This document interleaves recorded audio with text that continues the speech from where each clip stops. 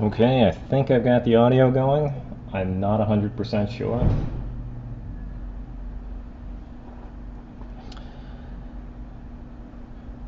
Now that I have the audio going, I have nothing to say.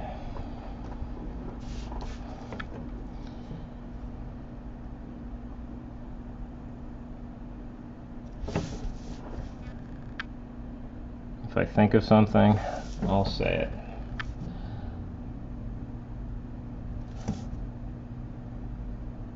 This is a little awkward. I'm not used to having the camera right there. I usually get right up on my work. So I'm having to learn how not to do that with the camera there.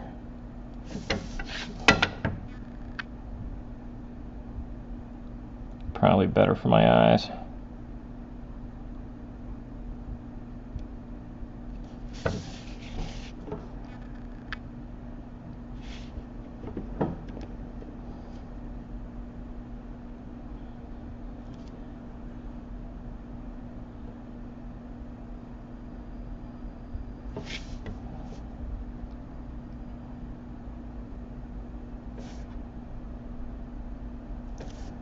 I'm using a Hunt 107 here, by the way, which is my favorite dip pen at the moment.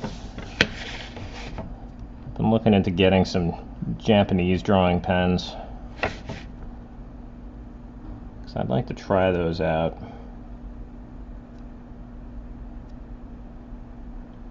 But for now, I bought like 50 of these things a while back. It's going to be a while before I run out of them.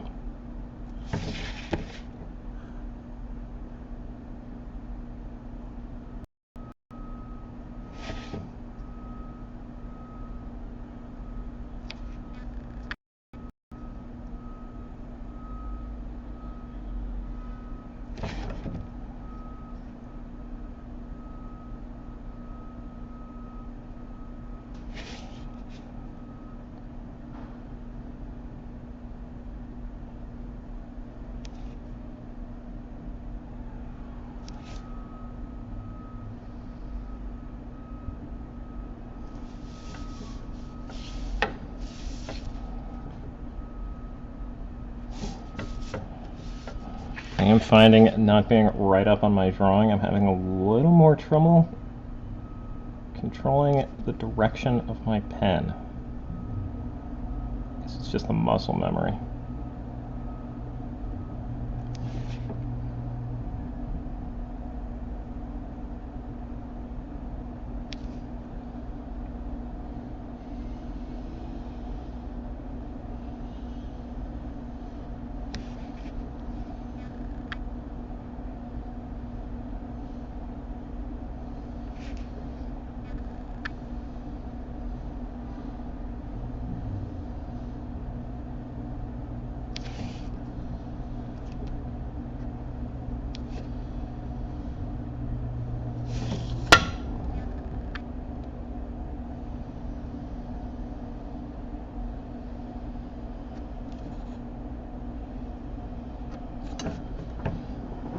Also, the bill on my ball cap keeps hitting the camera. Sorry about that.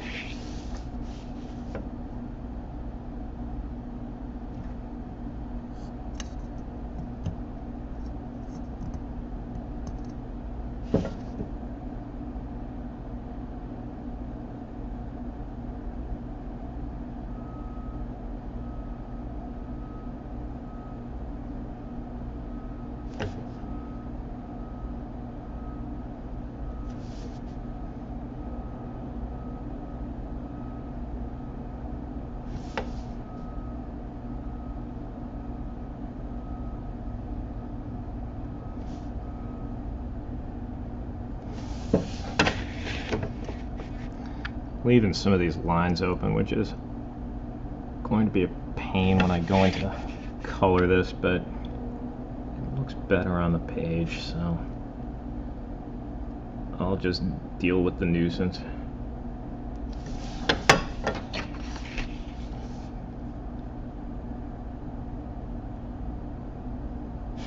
One of the rules I set for myself when I started this project was that I would never take the easy way out, producing something that's not as good just because it's easier or faster, which is part of why I've been working on this project for 11 years. And I'm drawing page 96.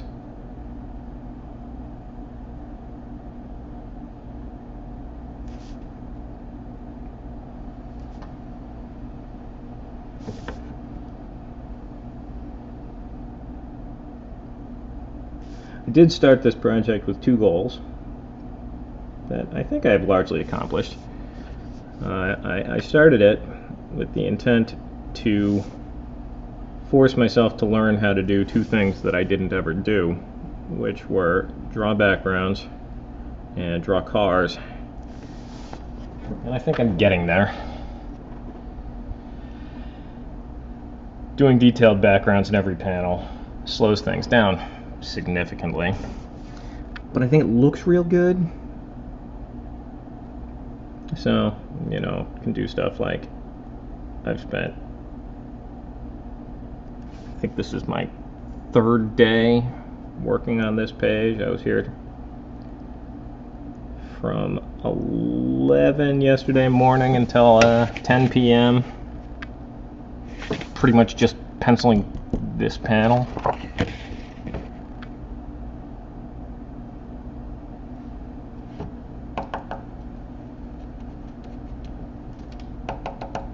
And I got some ink done. I finished the penciling at about 4, I think, and then I had lunch.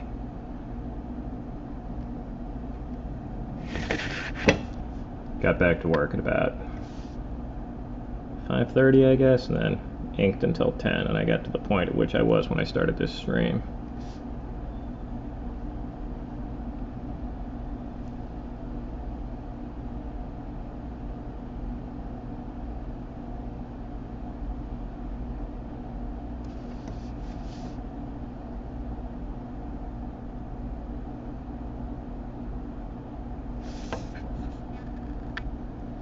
My cap? Yeah, my cap's getting in the way of the camera. Sorry about that. I'll turn it around.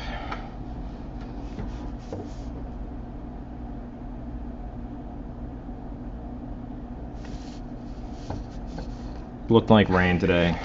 I walked to work. I always wear a cap when it looks like it's gonna rain.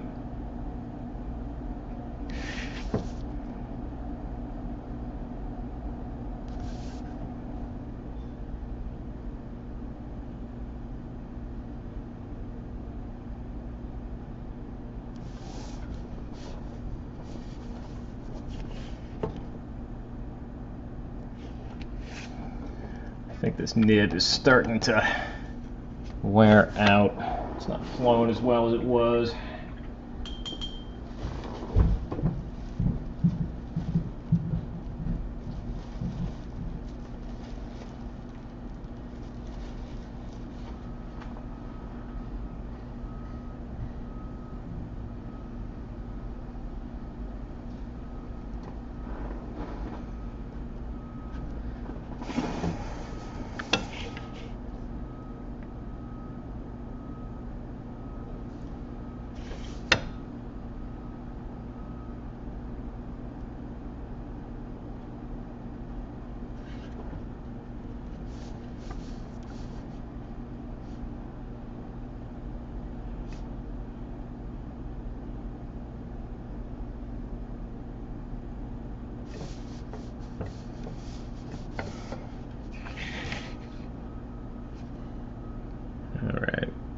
going to ink Gretchen's face, which means I'm going to be getting in front of the camera because I got to. No, great, I smudged.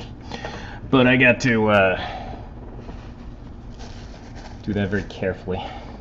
So I'm going to be in the way.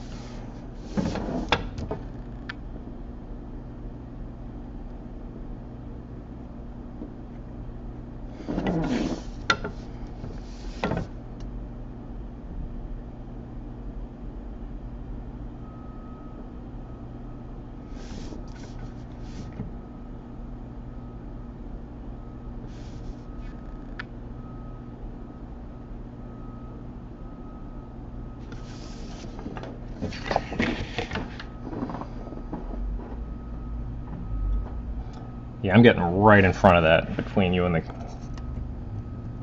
page. Sorry about that. I will be more conscientious.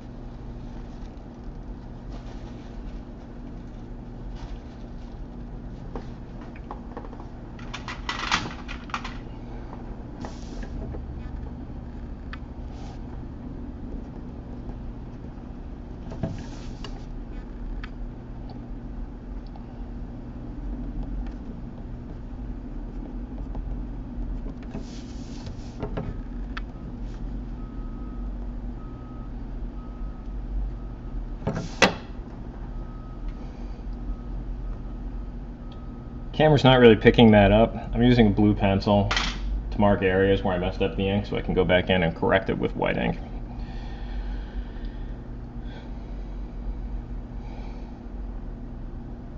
I do that at the end, last step.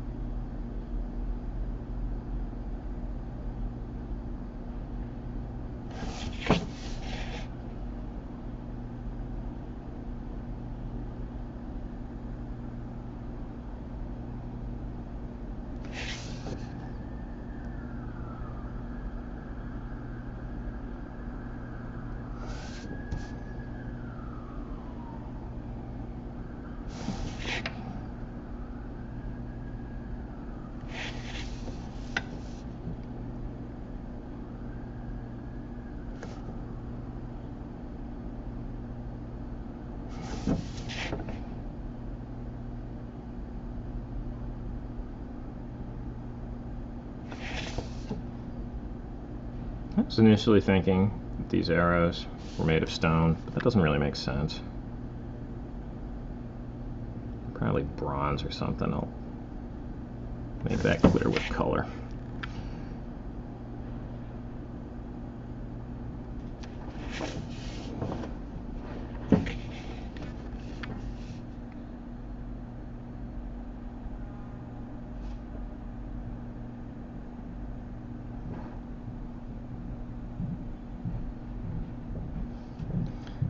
Just double checking to make sure that the stream is picking up what I'm doing. I keep having to look over at my computer to make sure it's not, failing or something. So I'm the only one at the studio this morning. I'm not using any bandwidth that anyone else needs. Yesterday I was having a little trouble with slowing down and occasionally dropping.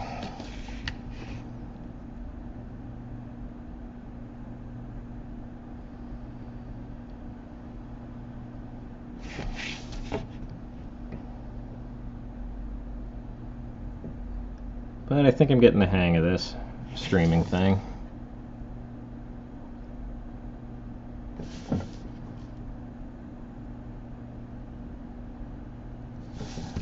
Pod that I got for Christmas, though. I think that will be much better than the gooseneck lamp I have my camera taped to right now.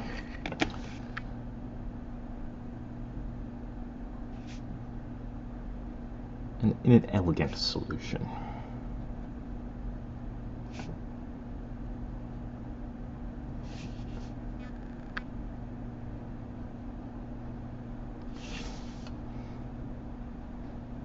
I did remember to bring in the power drill that my studio mate John wanted to borrow today, though. So I got that going for me.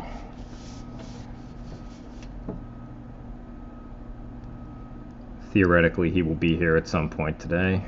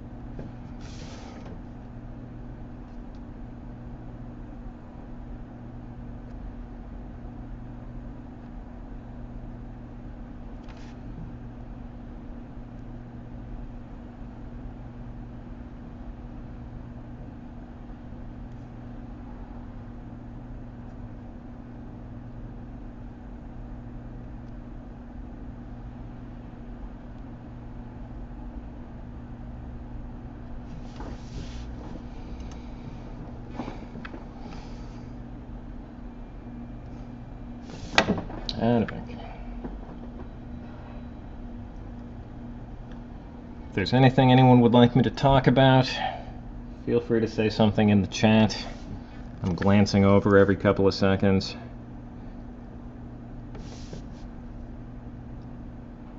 Questions, concerns, tell me to shut up.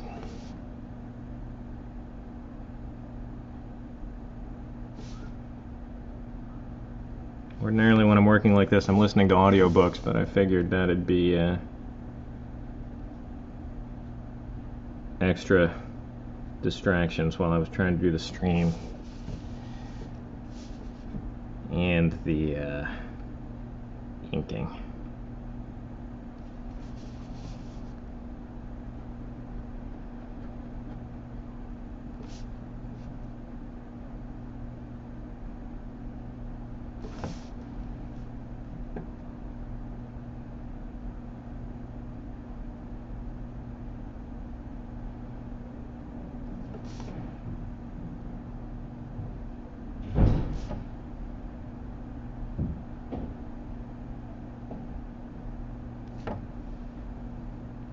So I fudged the spacing on these little fence spikes here. When I actually aligned them properly, they didn't look right. So I added in some extras, and this one's in the wrong place, so I'm just going to move it over.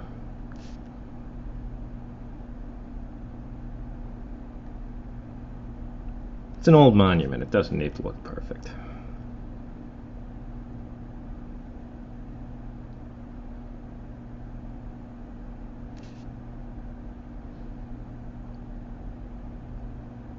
A lot of the stuff like this, like the idea of this monument here, this isn't a specific reference to anything, but a lot of the sort of feel of Rocky Hill, the town that this takes place in.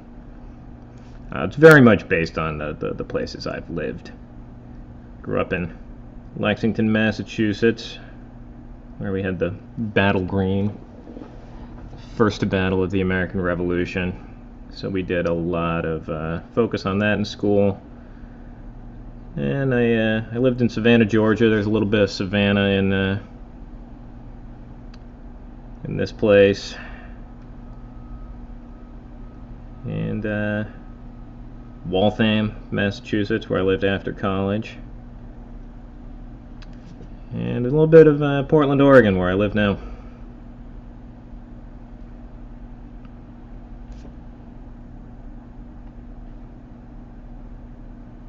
Where, I don't know if the microphone is picking it up, you might hear them knocking down a building next door.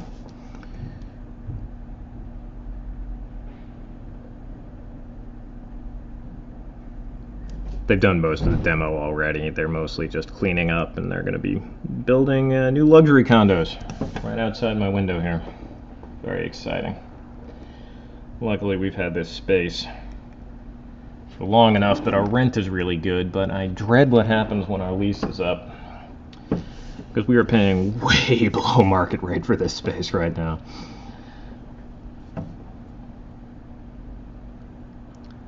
Luckily, the fellow who owns the building is he's real cool, so he doesn't like raising rent on existing tenants too much. I think when we first moved in here, which was in 2009, maybe 2010. I don't remember exactly, but this neighborhood was just a garbage. It's still a garbage neighborhood, but it's a very expensive garbage neighborhood. So I think when we moved in here, we were paying $670 a month.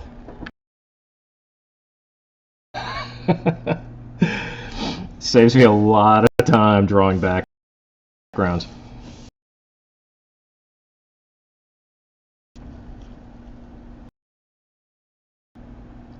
I try to keep this project at least completely family friendly, because it's really it's my ode to the comics I loved growing up. Comics and books, TV shows. When I first started drawing this, it had a very Scooby-Doo thing going on, which also my first comics project, Highway 13, very Scooby-Doo. I dropped that angle pretty much completely with this project. I don't think, there's really virtually no supernatural stuff going on.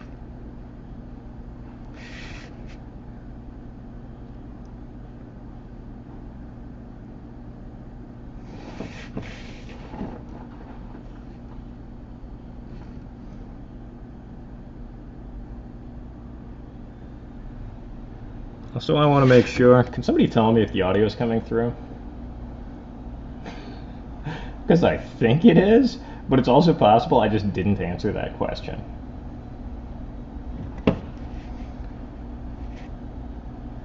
I don't have headphones on, so I can't hear what's coming through.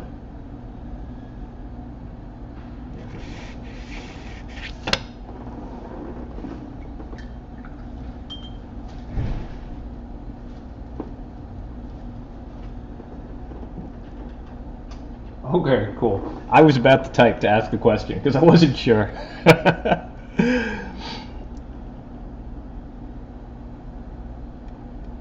This is only the second time I've tried streaming something, and this is the first time I've had audio going through, so.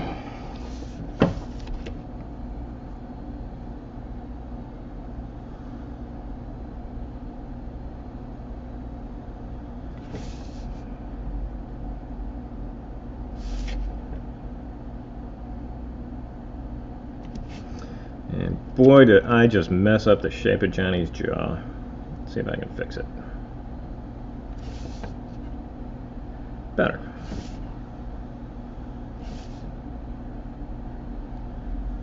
Once I get it inked in completely, I may decide to go back and fix that with whiteout. Or not whiteout, but I use a white acrylic paint. This stuff. Zig White Ink 30. Oh, it's by Kuretake. They're a good brand. It works pretty well, though I'm finding the Speedball Super Black that I'm using, the ink, gets pulled up. Sweet, audio coming through great. Just got that note. Awesome. But I'm finding the Speedball ink lifts a little bit with whatever the solvent in the acrylic is, so I got to be careful to go in with thin coats and not glop it on.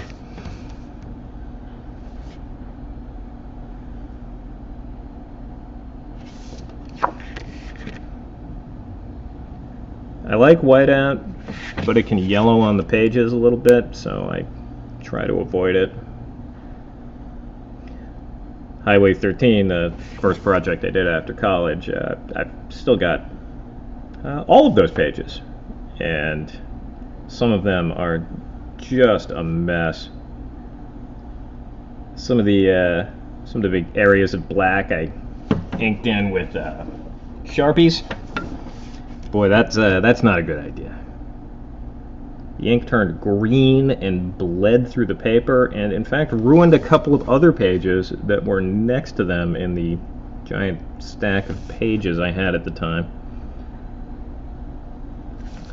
Really, for years I was just carrying just these huge stacks of original art from apartment to apartment. And a few years back I started buying binders to keep all my art in, which has the added advantage of being much neater.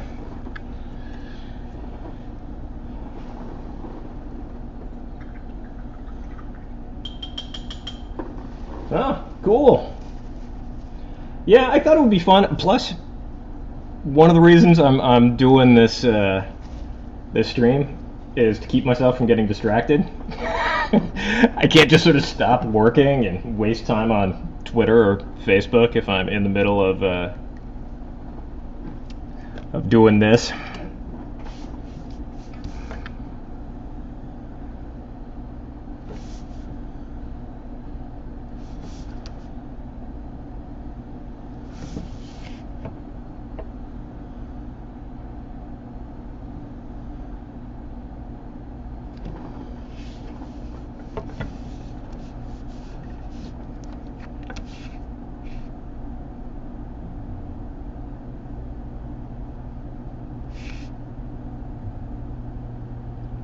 It occurs to me I probably should put a little note up on the Johnny Crossbones website that I'm doing this. I'm going to do that in just a moment.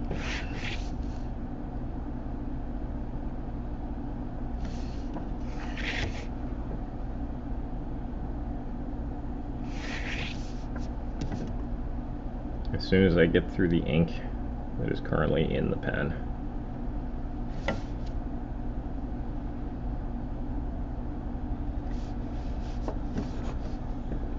Is my head getting in? Yeah, my head's getting in the way of the camera again. Sorry about that. I have this bad habit of getting right up on my work, which I think I formed when I was a small child, when my drawing surface was the living room floor, and I just like to lie on the floor, put my head down, get right up on it.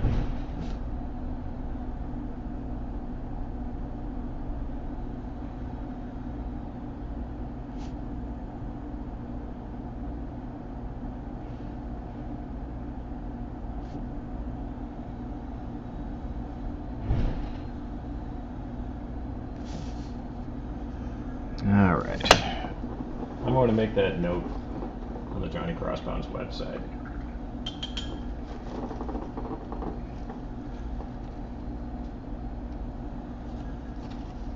Just a moment.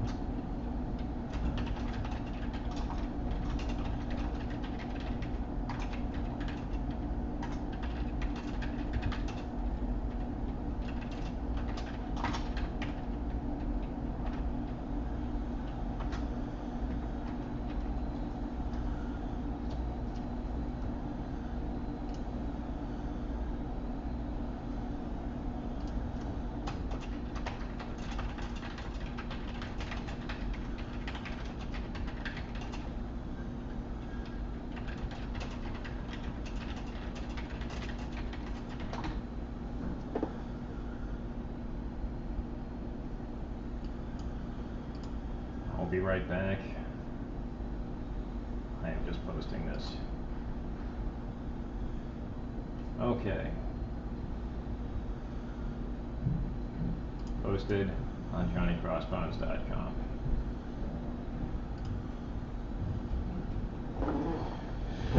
And I'm back.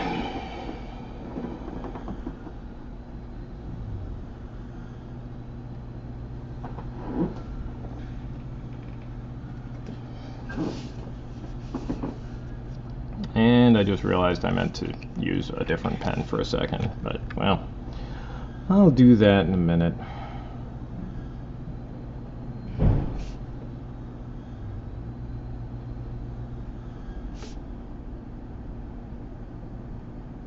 Most of Johnny Crossbones, incidentally, was not inked with one of these. I just started using this on the most recent sort of startup I did again, starting with page 81.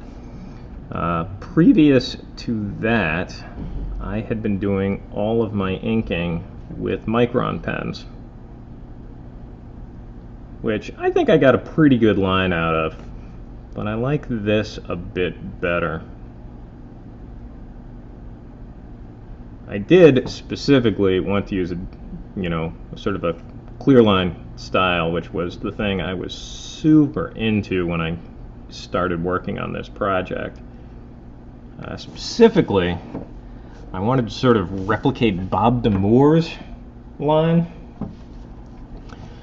I was super into Bob Damour at the time, who was a bit of a chameleon, really. He could work in a lot of different styles, but he was the guy who did a lot of the background work for the Tintin comics post, 1958, I think he started. And then he worked at the Hergé Studios until Hergé died in 83.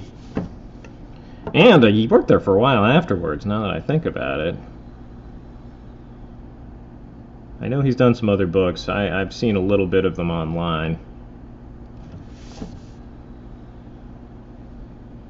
And I know at a certain point Hergé decided he didn't want his studio guys, what was it? He didn't want them working together, so the project he'd been doing with one of the other guys at the studio sort of stopped. I don't know, I could be confusing some stories here.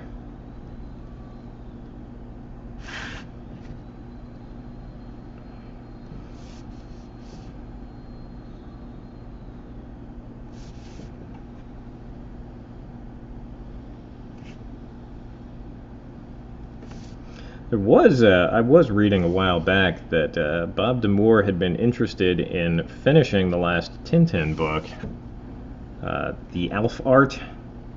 There was I think, French-Canadian cartoonist who had basically taken it and completed it himself, Yves Rodier. And he had sent it to Bob Damour, who was very enthusiastic about it, and said, we could just finish this up and publish it. And Hergé's widow, who still controls the Tintin property, put the kibosh on it, said no more Tintin books without Hergé, which, it's a respectable position. I think they've been a little bit heavy-handed with some of their protection of the Tintin brand, but they own it.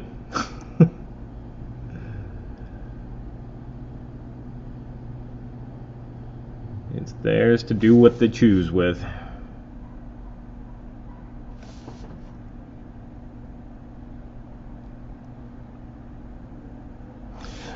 I was thinking the next Johnny Crossbones book, I might be inking with brush. I haven't decided yet. I'd like to try to replicate a little bit of the panache in something like a Franklin.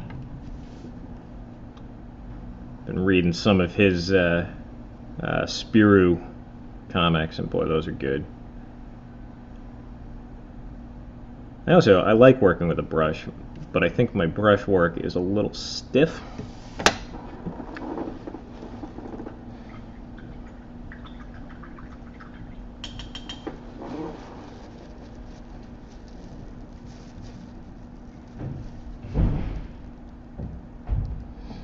my inkwork is also a bit stiff.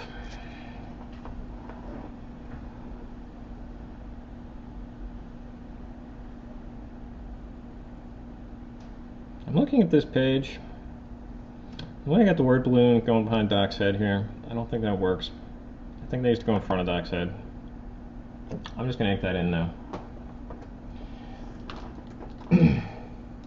Actually, before I even do that, I'm going to finish this fence with this Micron pen.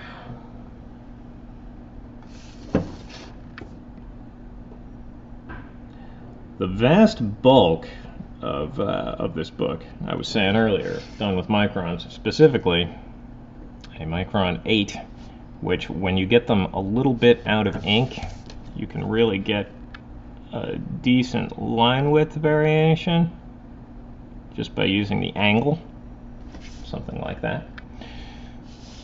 Make sure that's visible. But it's still not quite as tight as you can get with a good dip pen.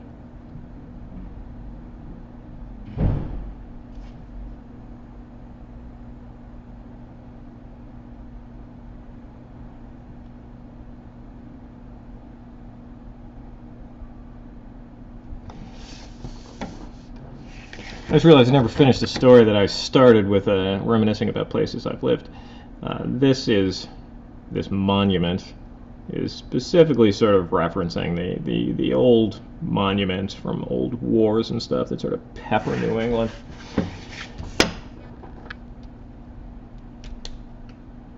It looks nothing like it, but I was sort of thinking of the old belfry in Lexington where I grew up,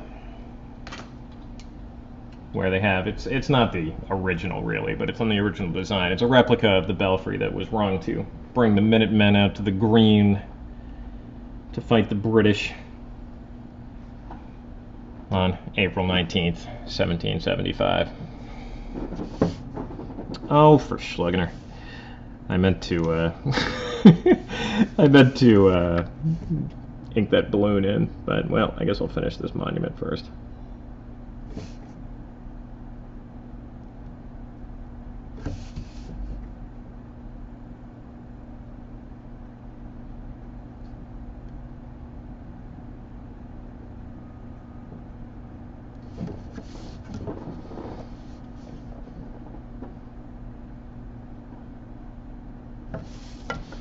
I was going to say some of the other influences that I've been drawing from on this, that I'm trying to evoke, I should say. I never really read the Hardy Boys when I was a kid, but I sort of loved that boy adventurer thing. The one I really liked was the Three Investigators, with Johnny's friend Jupiter is named after one of the three investigators.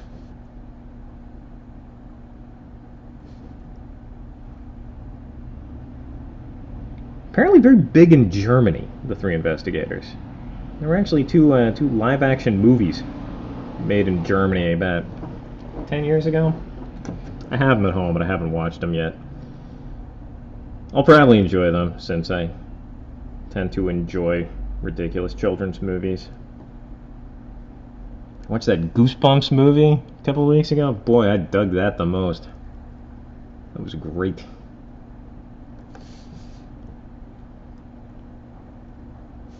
Wasn't a huge fan of the ending.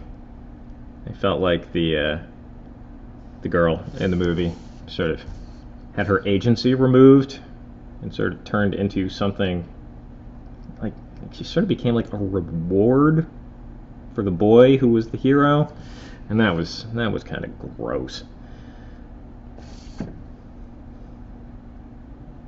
But you know, one stumble. We can still like things that have problematic aspects. I mean, hell, I love Tintin, and Jesus. Talk about problematic.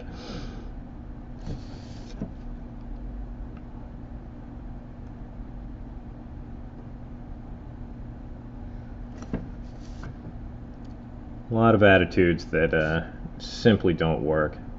I mean, gosh, also big fan of Asterix, which really I grew up on Belgian comics because we had them at the library when I was a kid, to the degree that I sort of didn't even understand that periodical comics were a thing until I was about 13 years old.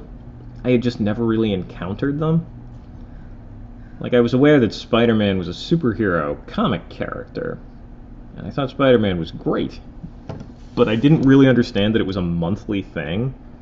I just sort of assumed that there were also Spider-Man albums, like the Asterix and Tintin albums that I read. I remember thinking that my decision, because I knew from a very early age that I wanted to be a cartoonist, I thought my decision was going to be whether I wanted to do albums or comic strips.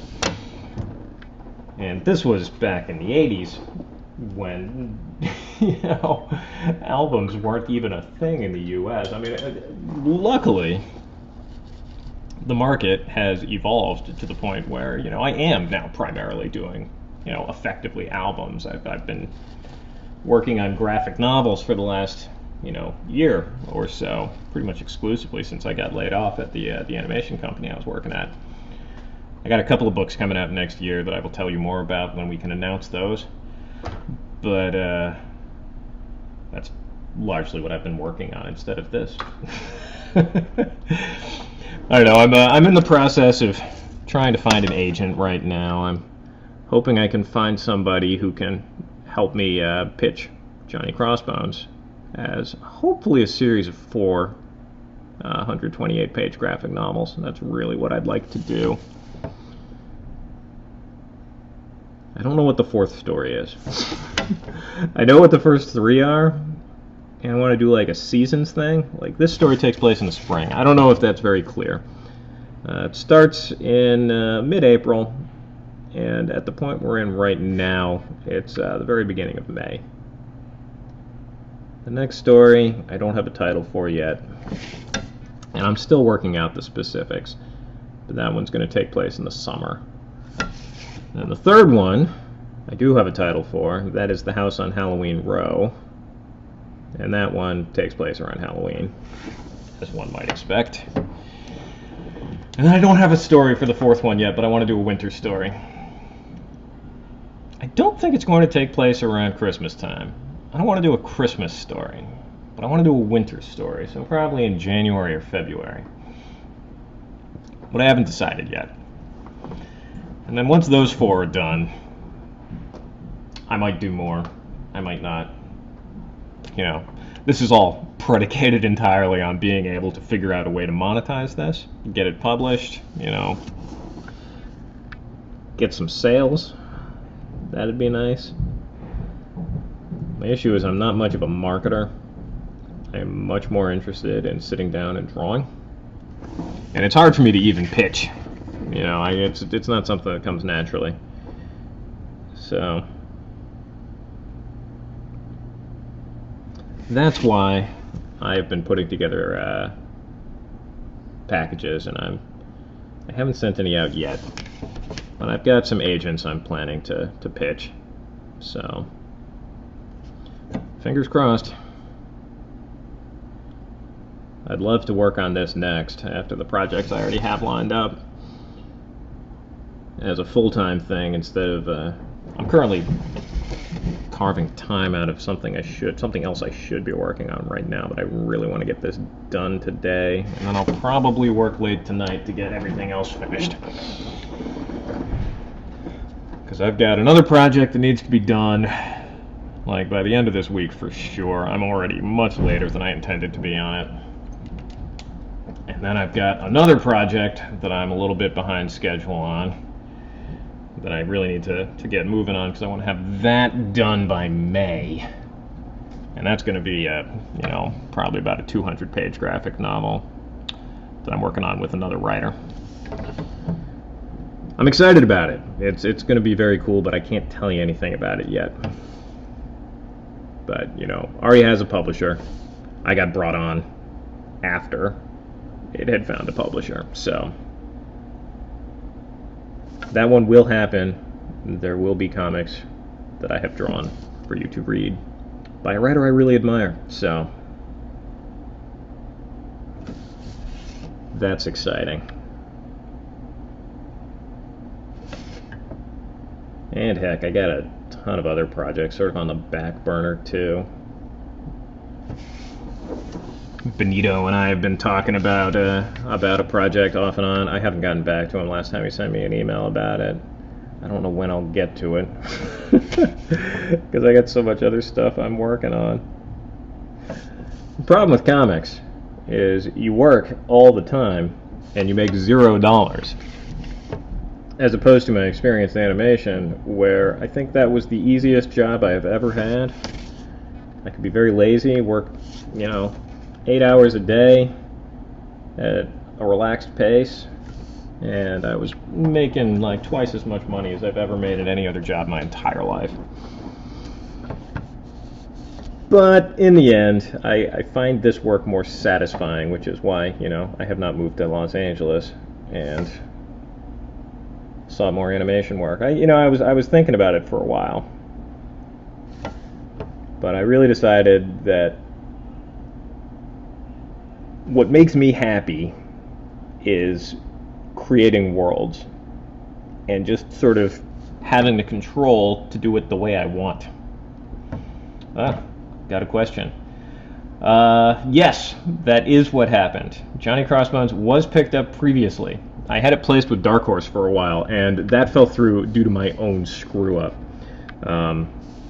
Dark Horse was planning to publish it, and then I just didn't finish it. I don't know what happened. I just didn't finish it. And it was on the schedule for about 2 years, and then they were looking to sort of clear up their schedule, and since it was already behind schedule, got dropped. I actually had to pay back my advance, which kind of sucked. But everyone over at Dark Horse is super cool. One of the editors over there had a project. They had contracted to put together a McGruff the Crime Dog book. And so she got me on that book. And it paid significantly more than I had to pay them back. So basically, I did the job, got paid for it. Since it was a government contract, it was a higher pay than a normal comic would be. So I paid them back and made a decent amount of money for that project. But it is currently not attached to a publisher. Had I actually finished it in 2006 the way I intended, it would have come out through Dark Horse. But I just didn't for some reason. I think it's going to be a better book now. My editor over there, Philip Simon, I'm still in touch with him. I talked to him. He's contacted me a couple of times, like, hey, when this is done, please consider Dark Horse. So it's always a possibility. And Philip also, he really helped out with some ideas that were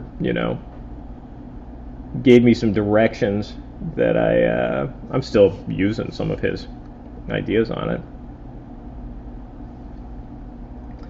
But gosh, I think that happened around 07, 08? Yeah, maybe 08, where the book got dropped. And it was because there was the economic downturn, money was tight everywhere, and they were just looking to clear up their schedule a little bit with projects that weren't moving. So, no hard feelings.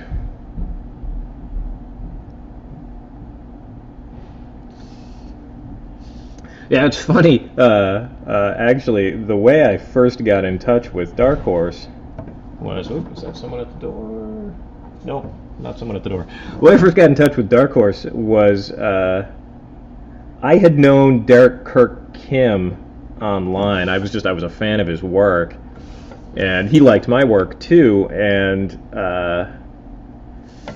he had a book tentatively at Dark Horse in 03, I think. And that project ended up falling through. I think at that point, Derek signed a 3-book deal. I don't remember who that was with, and this project basically got left behind. Though it basically when that book got left behind, I cannot remember what it was called at the time. When that book got left behind, Philip, who was the editor on it, said, "Hey, why don't you pitch Johnny Crossbones to us?" And I did that, and that was how I got that deal. And years later, the book that Derek and I had been talking about doing at Dark Horse, Derek started doing it at First Second. That was Toon, completely reworked. And then he brought me on to draw the second volume of Toon at First Second, which I thought that book was great. It ended up, we never got to do the third volume, but well, I think my feed may have frozen. Hang on a sec.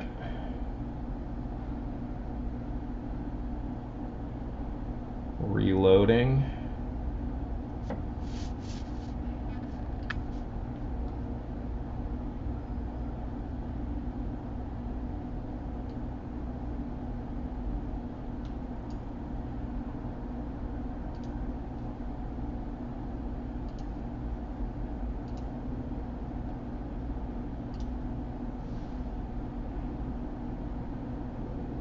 Also, I am not sure if the audio was going through. I just noticed I had a little notification that audio was paused. Is audio still coming through? Have I just been sitting here talking to myself for the last 15 minutes?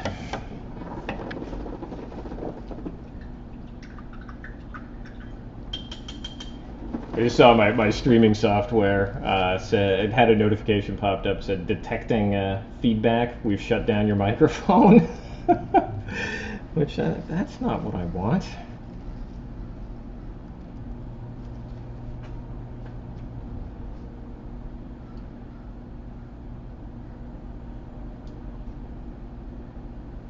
Well, anyway. Okay, good. The story I was saying that ended up being Toon, which I thought was great. The book, I guess, it didn't do well enough to do the third volume, unfortunately.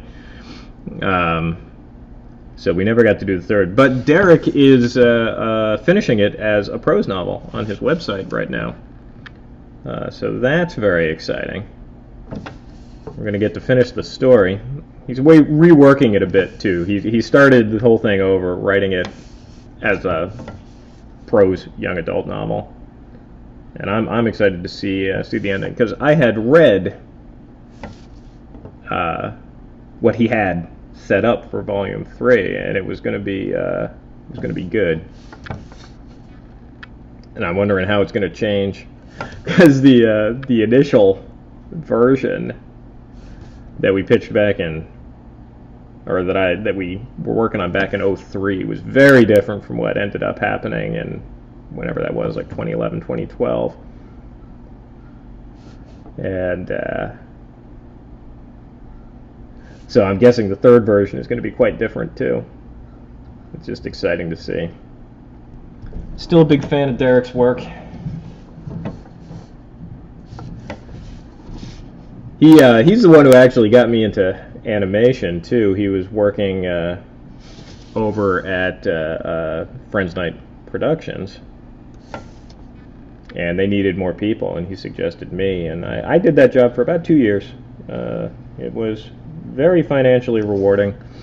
I am, in the end, a little disappointed by the actual shows that came out. I was working in the character design and special poses department. It was basically, we were doing animation in a very strange way. So the character designers would do like keyframes almost, but like less than keyframes, and then animation would sort of fill in the bits in between. And there was a number of times where I would just do a pose that I just thought was great, and I'd work in, and I'd even do fill-ins to basically finish the animation. All that needed to be done was in betweens, and then I'd see the episode done, and they just like completely botched it. That happened a bunch of times, and I just said, you know what? I could keep pursuing this kind of work and work on shows that I don't really like, doing work that I'm proud of, but not getting a finished project or product that I'm happy with. Or I could pursue comics work again, which pays less than half as much. But I get to control what I do, you know? I get to do the good finished product. And that's just a lot more satisfying to me. I do miss those weekly paychecks. I miss those a lot. But I'm doing pretty well right now. My career's moving in the direction I want it to. And if I can, you know, keep swinging this, and if I can manage to, you know, make this into a success, you know, I think I'm in good shape.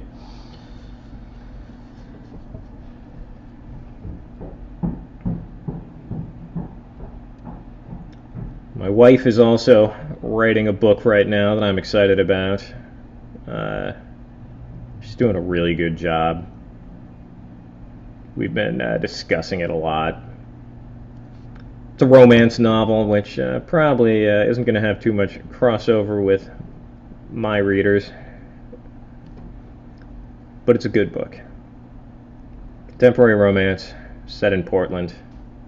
Though unfortunately the continuing gentrification of Portland has already messed her up a little bit. She had a scene happening at the Hung Far Low restaurant, and that went out of business. So I said, well, you just set it in 2013. She said, no, I want it set now.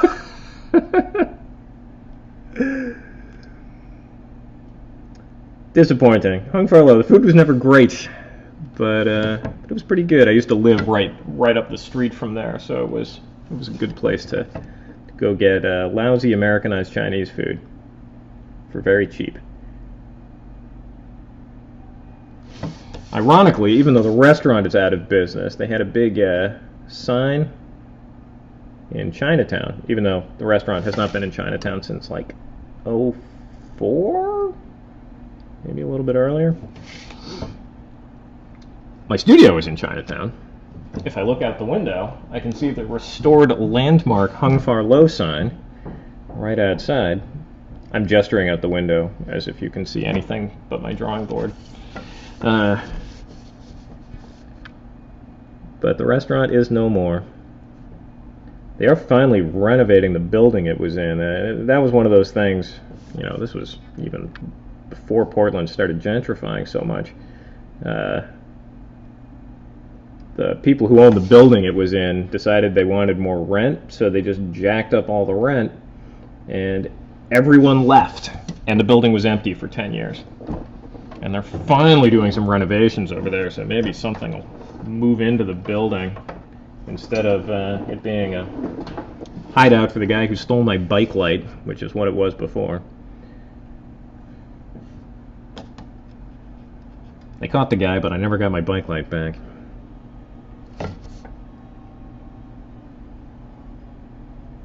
He apparently been holed up in this empty building in the neighborhood and just sort of occasionally breaking into the other buildings and stealing stuff.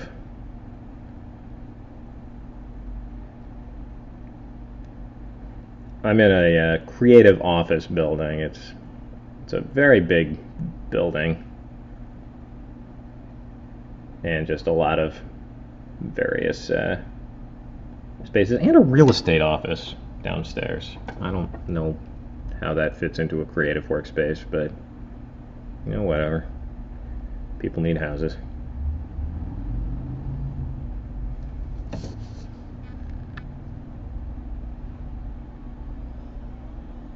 They seem nice enough.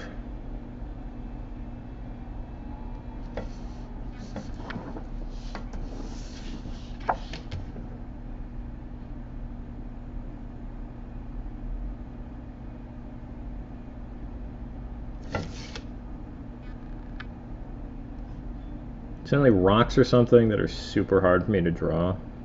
I feel like I'm slowly figuring it out, but even so, I'm still not completely happy with the way I draw rocks. I really just need to go out and do some more observation and, you know, a good excuse to get out in the woods, too. Look at rocks.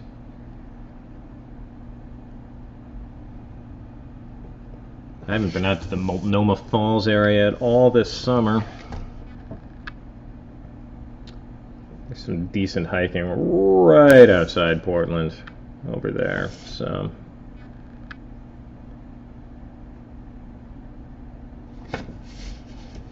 it's something I feel like I ought to do.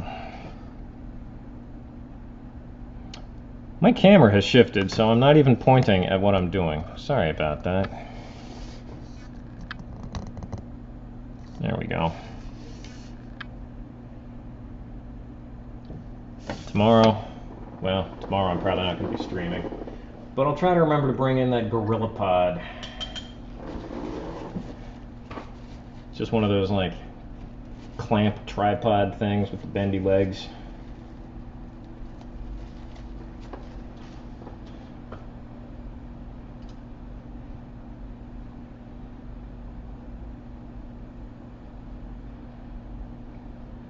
And I got some email, but nothing that I need to worry about right now.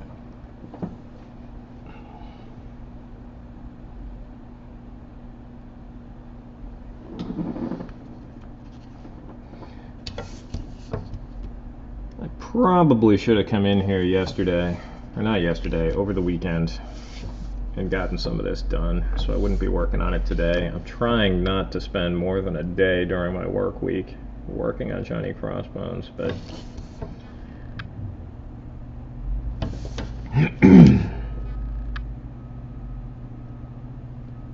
this page, or this sequence especially, just with all the houses and this complicated monument I designed, taking me a long time.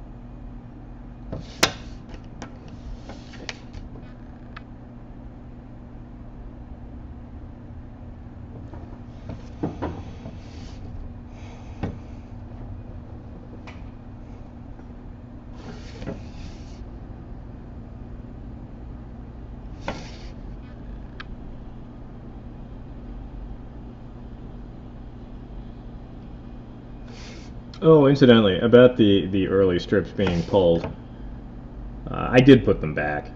Part of the deal I had with Dark Horse was that they didn't want me to have the full archive online if they were going to be publishing it. So I agreed to pull them down. But the ones, once the deal fell through, I put them back up. Those are the same strips.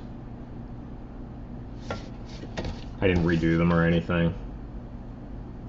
And I think any deal moving forward is going to have to include leaving the strips up.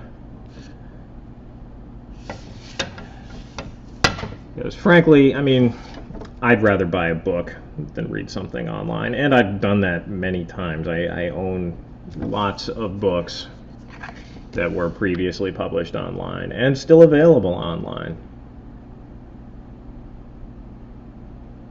I bought Emily Carroll's book a year or so ago, and I think there were some new stories in there that hadn't been online, but for the most part it was stuff that I'd already read online, but I liked her work and I wanted it in a book. my wife and I, we rent a house. It's just a 2-bedroom, but since we're married, we sleep in the same bedroom. So our second bedroom is a library because we have many, many books. I like books.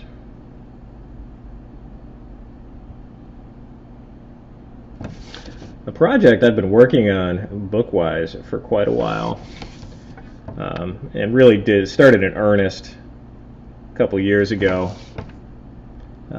I've been trying to put together a complete set of the versions of the Tintin and Asterix books I had when I was a kid, or I got out of the library, because both of those, they've relettered and retranslated all the Tintin books, and the same with the Asterix books.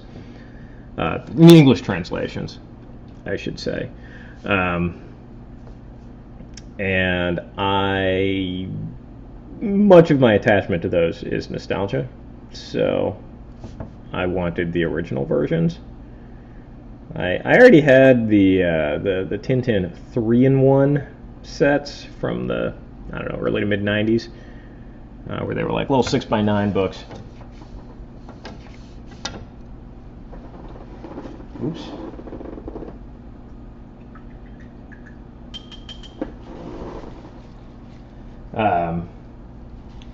But I had those, and I wanted the full size, the 8x10s, specifically, this size album, if you can see it.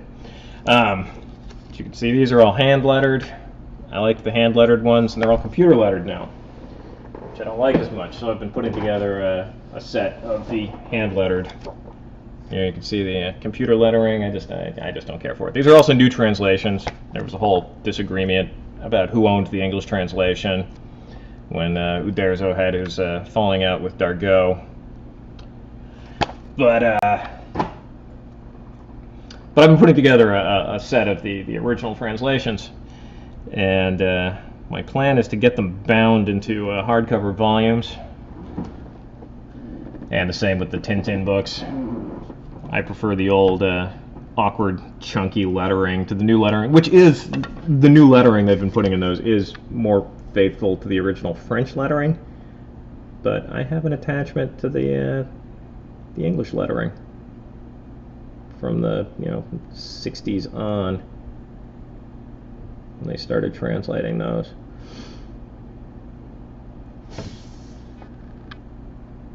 Because I'm a bit of a book collector.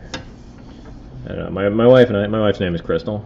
I will just call her Crystal from now on. Crystal and I have been looking into buying a house. It's something we'd like to do, although we have waited to the point where housing prices in Portland have gone crazy. Everyone's moving here from San Francisco now. Thanks a lot. But tech is moving into Portland pretty heavily, and it is making housing go nuts. And but we're looking for a house, and one thing we want is a room that I can, make into a library, and I want to build one a little more sturdy and two a little deeper. Those Billy shelves are only 11 inches deep, and a lot of my books, like I have a lot of comic strip collections, and especially like the Fantagraphics Popeye books. I don't know if you've seen those, but those are like 14 inches deep, and actually I think they're 12 inches deep, but they just don't fit into my Billies.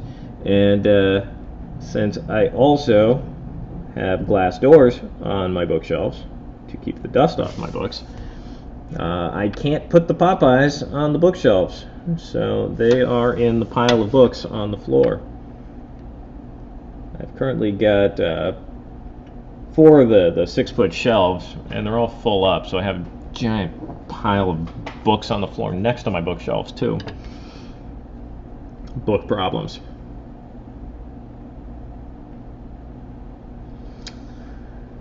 I'm trying to decide what to ink next.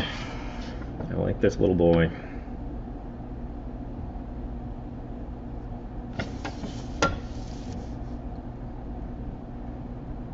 something I've been focusing on recently. I was reading some Dennis the Menace comics. And I really like the way the kids barely even look like the same species as the adults. And I did the Little Johnny Crossbones comic as well. And the kids are very much cartooned in a different way there. And I wanted to sort of bridge that. I'm trying to draw kids a little cartoonier. Especially the next story, I'm going to be having, this story I do the flashbacks to the pirate stuff. That's all real. That all happened. It's not just Johnny having a dream. But I'm doing that. I'm going to be having multiple flashbacks in the next story. They're also all going to be in sort of different strip styles. There's going to be flashbacks to Little Johnny Crossbones. Johnny is a kid.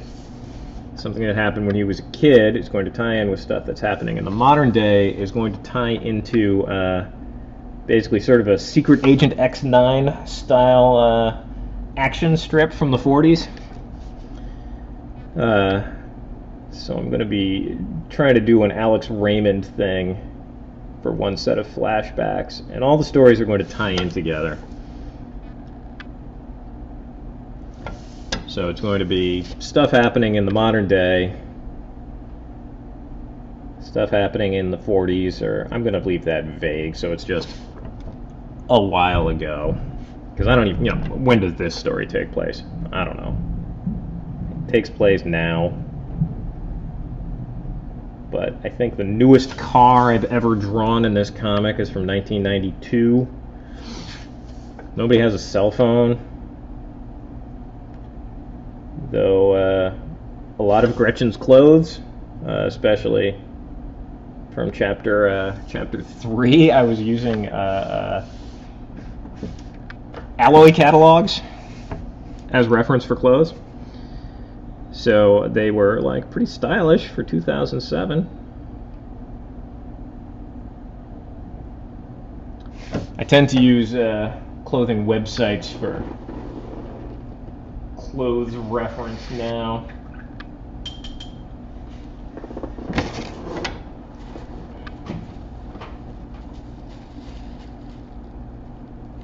I like that lookbook.new.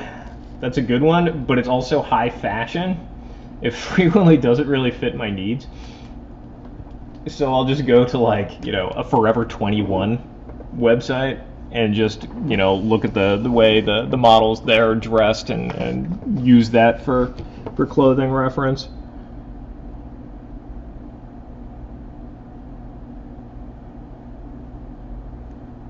So the costume Gretchen specifically, it's her clothing is what I focus on referencing most, because Johnny dresses like me more or less.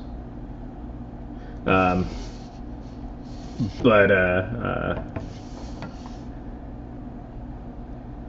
actually, the shirt Johnny's wearing right here, I just found in a Sears catalog. I was like, oh, that's a cool shirt. Johnny will wear that. This costume Gretchen's wearing right now, I actually designed back in '01. Even though the scene I initially designed it for is no longer happening in the book or in the story. I cut it. The image that I started this story with and sort of wrote it around, I realized it didn't work.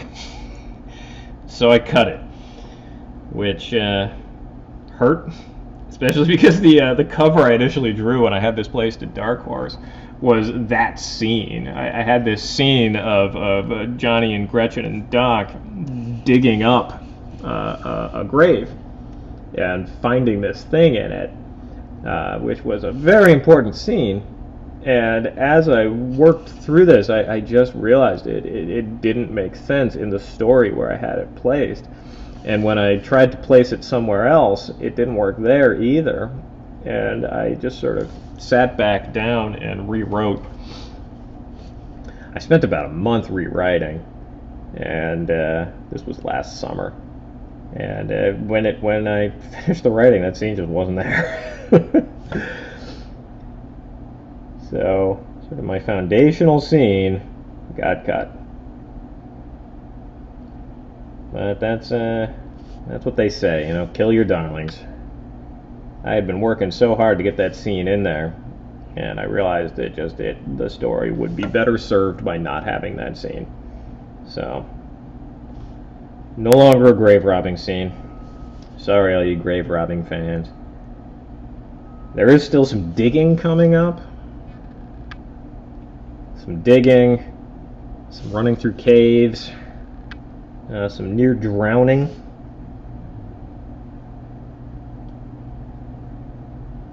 There's a big explosion.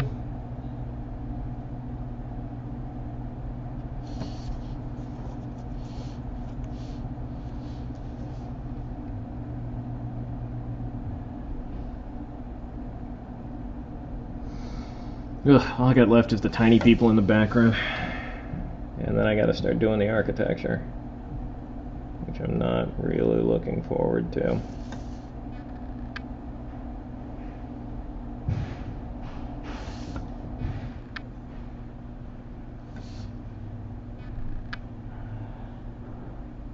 Oh, I hear my friend Jonathan hanging his bike up on the bike rack in the hall. I may have to turn the audio off. We'll see how he feels about it when he comes in.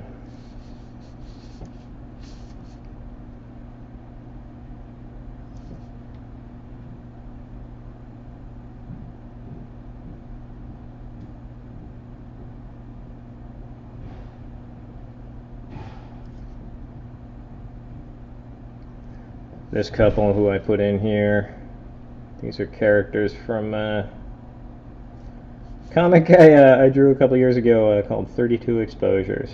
They were just sort of background characters, Dave and Carly. But I liked them, so I thought I'd put them in the background here too. I'm getting my head in the way. Sorry about that, I'm trying. Especially dealing with the small figures in the back, it's harder for me to keep my head away from the page.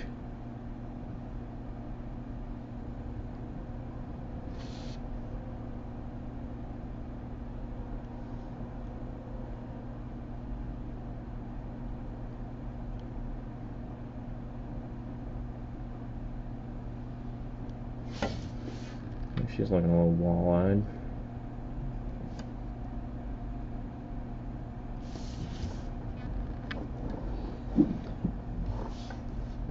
Not my finest moment. Yeah, you can't even really see what I'm doing at this point. Sorry. A bit more. Chat. Got to go to the Eisner ceremony and sit there and have my work shown on the big screen. It was pretty exciting. I did not win. Brian Fees won with his comic Mom's Cancer, which is very good. You know, no hard feelings. I really wanted to win, but I was also up on my end.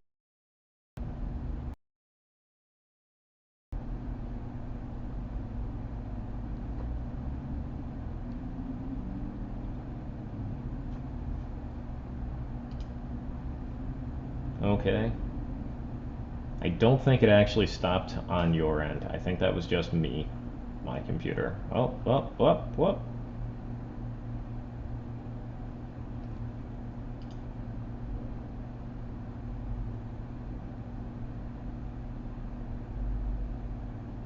Stream health bad.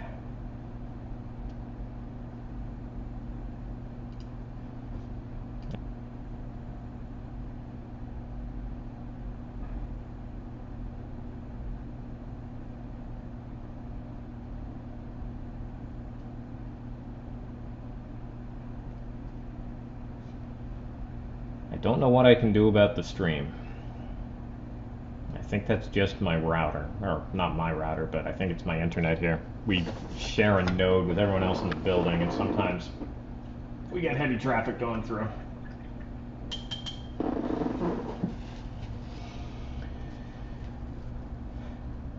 So if this can't work, I will just, they did digital comics category. So Johnny Crossbones was one of the nominees. Also, Matt Forsyth with oh gosh, what was his comic called? I can't remember, but very good work. And Kazu Kibuishi, his Bolt City was one of the nominees, which was very good. So it was a super strong field. I am not bitter about not winning that. Not that I would have, I would have liked to have won, but I'm just thinking I should probably have a mention of the fact that this was Eisner nominated on the website.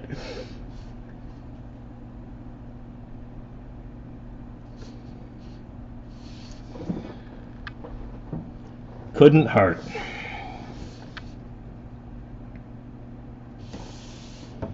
I'm working on something far away. I gotta move it over again. Trying to keep what I'm working on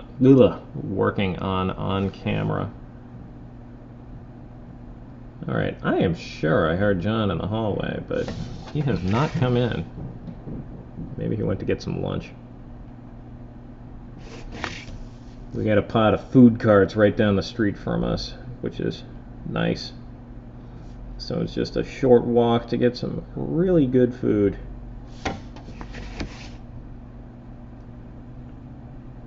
Food pods are, in fact, right across the street from the Helioscope Studios, which is the biggest comic studio in Portland.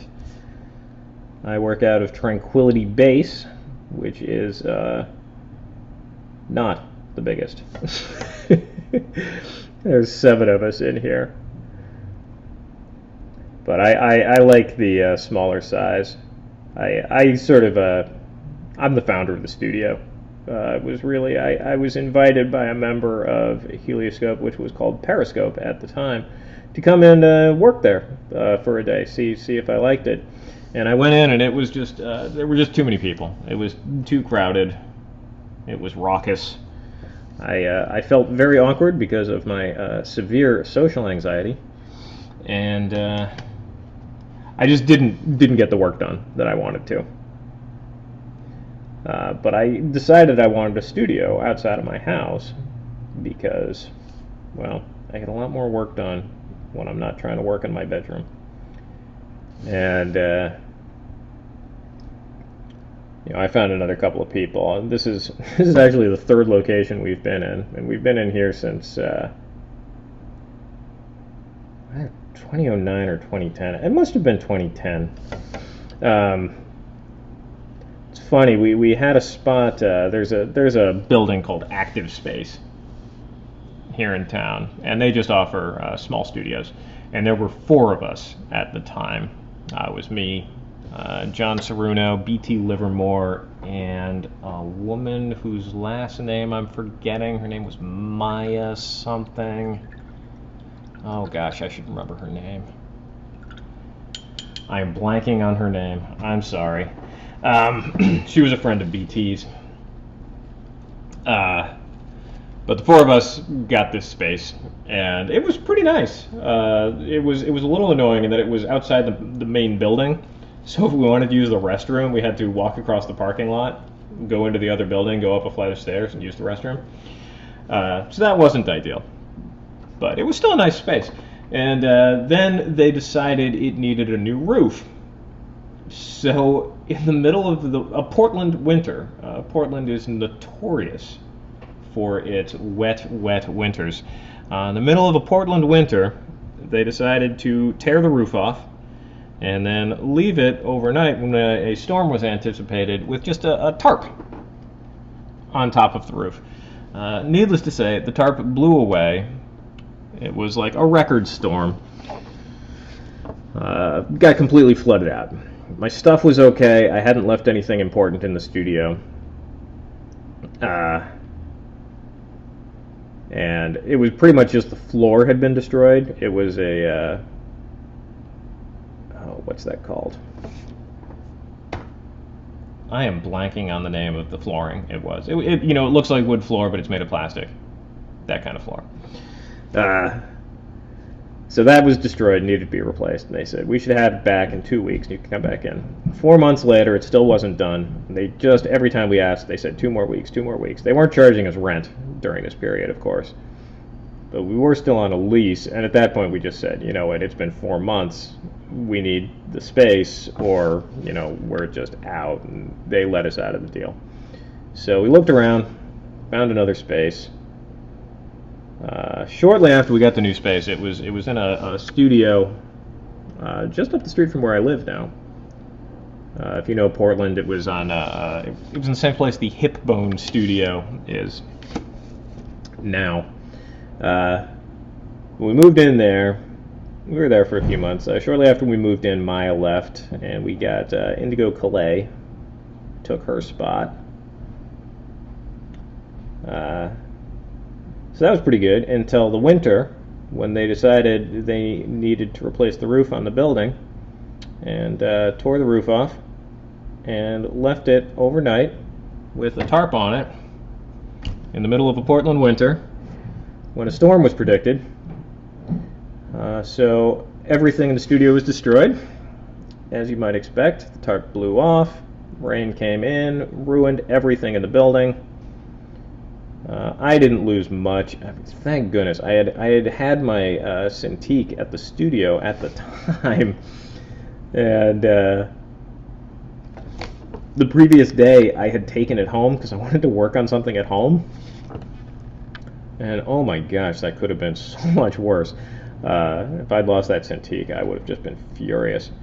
But anyway, we didn't stay there. And a couple months after that, we found this space, which is in Chinatown in Portland. And we started with 4, quickly expanded. Sarah Lexick came in. She ended up moving down to LA to work in animation. I'm not sure what show she's on right now. But she's been bouncing around from studio to studio. She's doing great. Then Lisa Eisenberg came in. We've had a lot of turnover. Lisa's another great cartoonist who, if she doesn't have a book out soon, I will be astonished, because she's been doing fantastic work for a long time, and it needs to be published. But yeah, it's a good space. There's 7 of us right now. Me, John, Lisa Eisenberg, James Ratcliffe, Graham Schmidt, Tyler Chin Tanner, and Matt Ocasio. That's who's in here right now. Well, not right now, but that's who currently has space here. Right now, at this moment, I am the only one in here, which is unusual.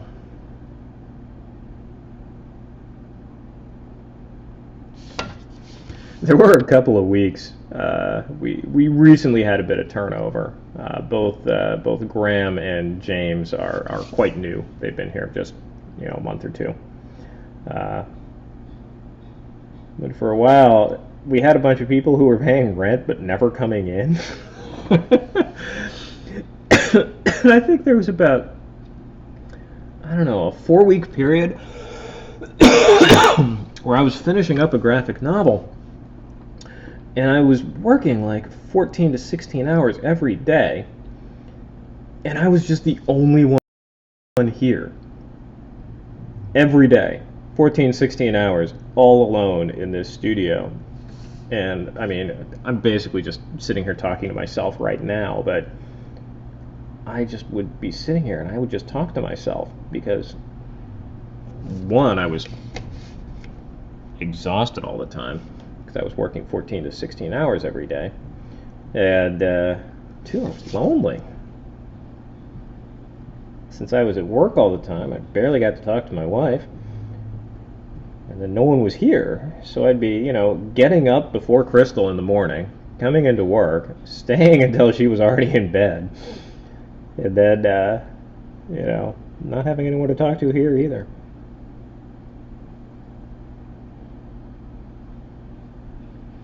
But more recently, Lisa does a lot of teaching as well. She does comics programs in the schools around here. But since it's been summer, she hasn't been doing as much of that. So she's been in a lot more regularly. John's been coming in more regularly. James is here pretty regularly. His wife works nearby, so they've been commuting in together.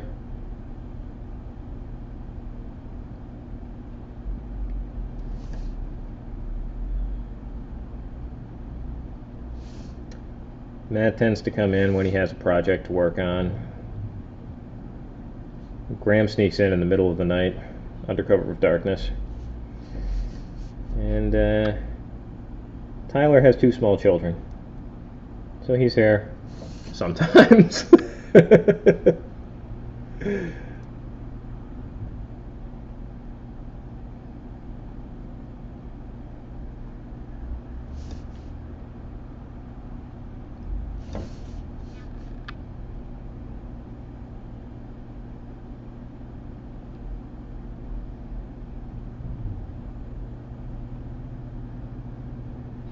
One issue with writing your own comics is when you have a scene where you're like, oh, I want this big expansive space and I want lots of people in there. You can't blame the writer for it. Well, I mean, I guess I can blame the writer, but, you know, he's me, so it's kind of pointless.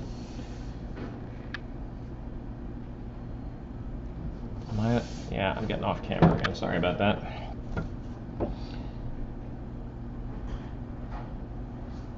And someone's coming in. It's Lisa.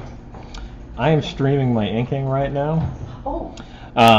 So I can turn the audio off if you don't want to be on YouTube.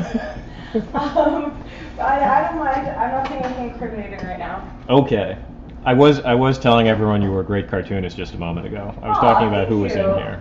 That's very nice of you. If I turn on the fan, is it going to be too much noise? Nah, that'll be fine. Okay.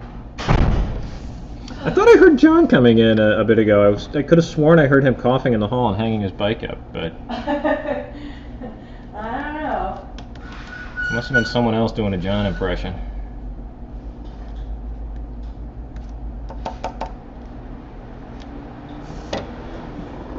This nib is starting to go. Wow. Well, I've already gotten about 3 pages out of it.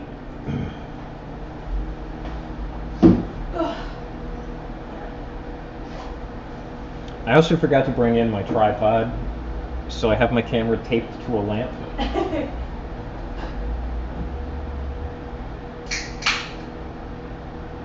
How long have you been streaming for? 1 hour and 47 minutes. I seem to be having between 3 and 4 people watching at a time. That's pretty cool.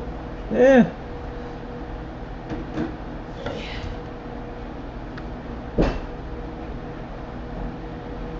Yeah, I guess I should say again, because I've seen some turnover, if anyone wants to ask questions in the chat, I will do my best to answer them.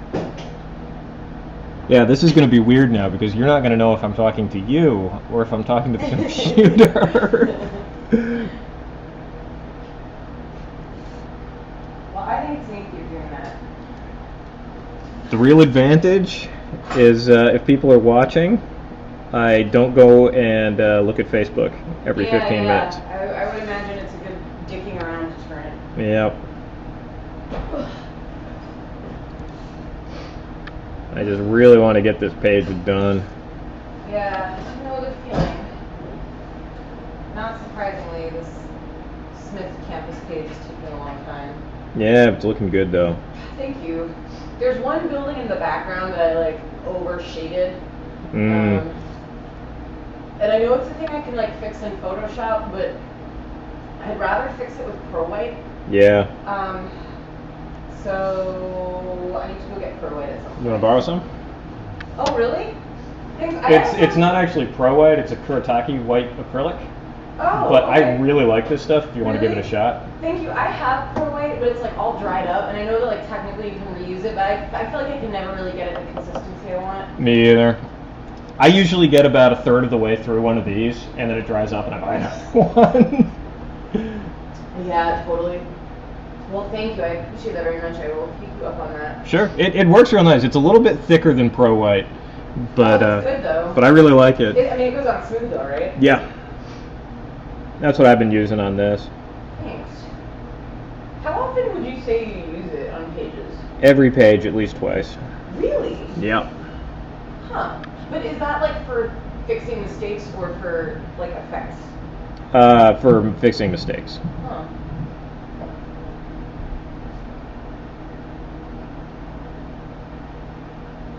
I've already got 2 mistakes marked here that I'm going to have to fix with it.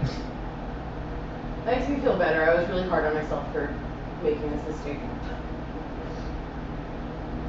It's easy to do. The ones I always get, it's usually I just smudge something, or I'm getting off camera again. Dang it, McClaine.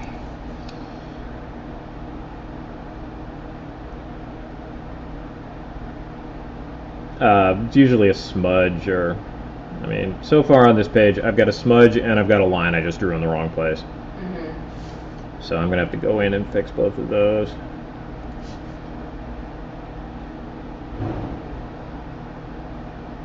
Can I complain about something while you're streaming? Or is that gonna look gauche? No, it's fine with me.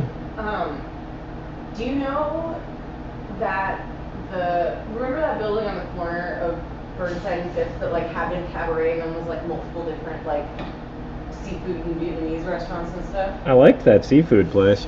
Yeah, me too.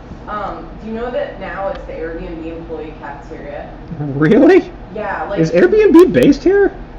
Yeah, they have an office here, and their office is in the White Stag building, but like that whole storefront is just for them now. Like, and I saw Airbnb, like I see like packs of them walk past our studio now. I assume going from the cafeteria to the White Stag building, and I scowl at them. Yeah. Yeah, I was actually just wondering. I'm wondering if they're going to be putting retail in on the first floor of the Grove Hotel. Oh, I would assume so. Yeah, it's a tricky spot for retail because there's a reason most of the retail shops that are still open here are sort of gross convenience stores. Yeah. It's because there's nowhere to park.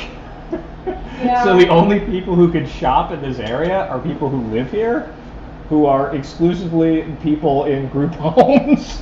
Yeah, although I do feel like the retail on 4th, like between Burnside and Cooch, are pretty, like those are still doing okay. Yeah, I guess you're right. I tend to not go over that way.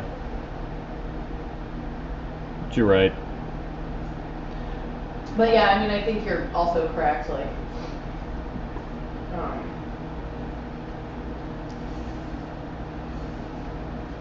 Old Town's so weird. I feel like it's like all at once, like getting more touristy and more fancy, and also staying just as slummy. Yeah. You know?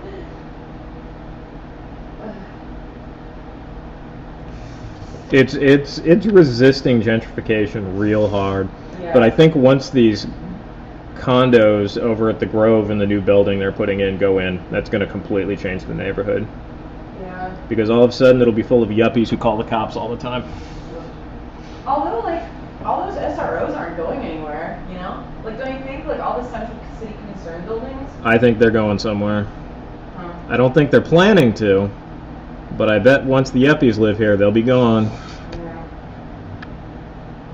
I don't know what I hate more, the idea of, like, I don't know. I think I'd take SROs over yuppies. Yeah. Did you see that Alignment Week article about the Airbnb employee who was, like, not following the rules? No. No. You should read it. It made me mad.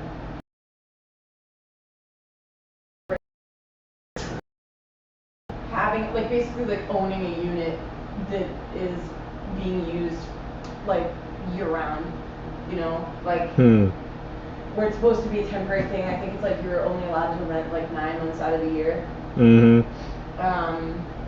And just like buying units for use specifically as Airbnb rentals. Which I think is that against the rules? Yeah, Huh. I think it is.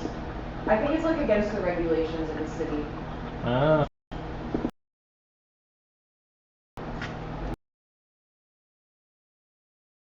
Right up by John's place. Mm-hmm. Like this gorgeous 4-bedroom farmhouse with a garage with a studio above the garage. Oh, whoa.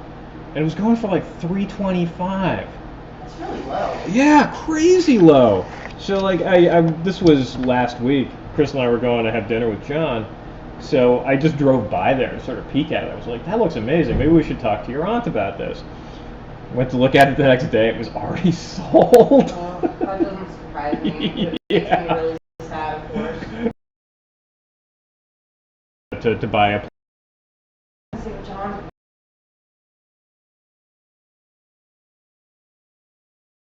It's a beer.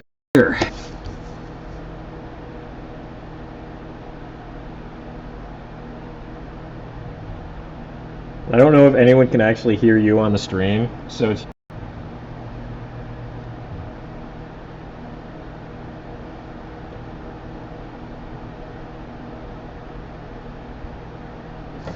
I mean, originally Crystal and I were talking, like, she was like, I want to be close to downtown. And now we're like, how about Oregon City?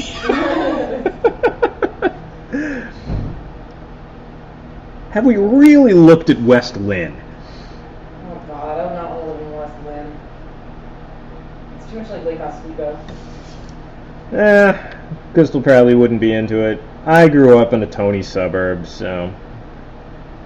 I mean, me too. I just don't know. It's like specifically that I just don't really like West Lynn, Lake Oswego specifically. Yeah.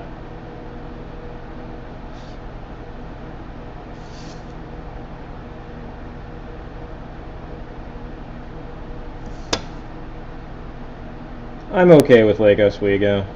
Crystal's got a bunch of family there. Yeah. So we're out there pretty regularly. A few times a year. We do Thanksgiving out there every year.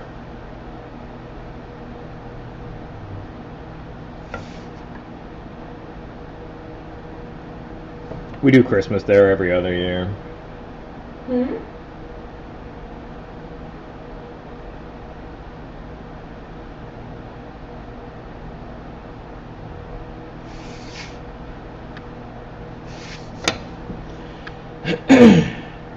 I don't know. Yeah, I'm actually wishing now that when I had a good paying job and excellent credit, that Crystal and I had bought a house before getting married. Yeah, it's so hard to know that. Yeah, like we should have done that instead of just moving in together. Though we had to move in together to make sure that, like, that was honestly me being like, okay, are we going to get married or not? Yeah. Let's give this a go.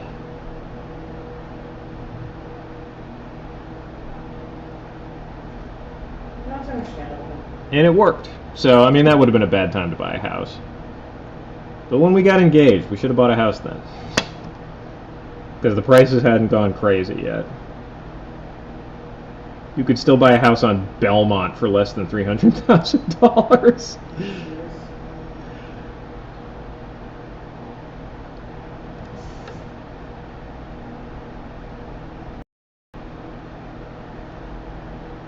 And like close in Belmont.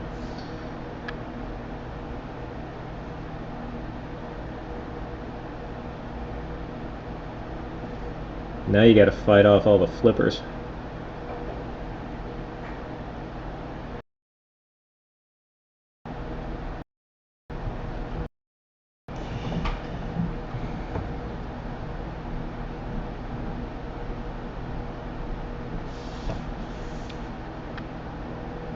And addressing YouTube once again. If you're wondering what I'm inking here, talking to the computer. Oh, sorry. Is that right? Yesterday, you out in very. And then I ink that traditionally because I wanted to maintain the hand-drawn look. of the finished pages. My digital work, I think I do pretty good digital work, but it has a definite sterility that I have trouble getting around.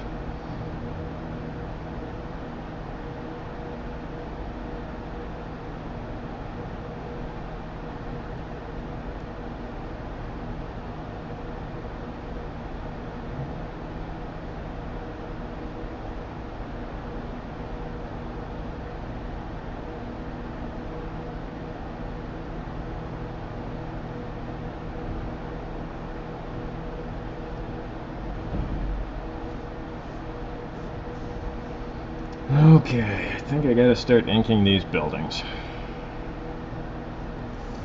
So before I do that,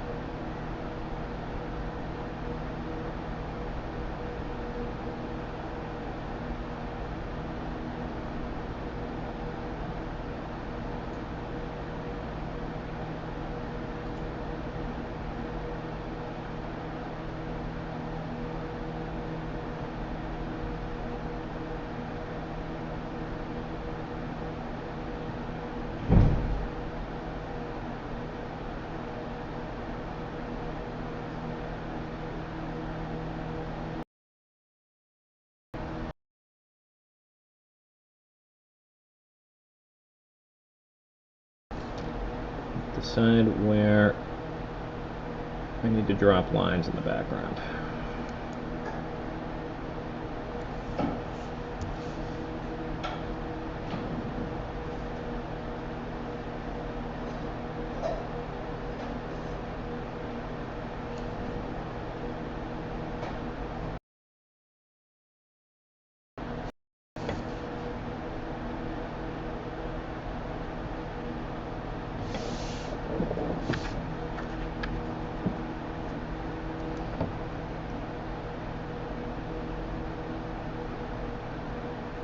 So incidentally, the Pentel Pocket Brush Pen,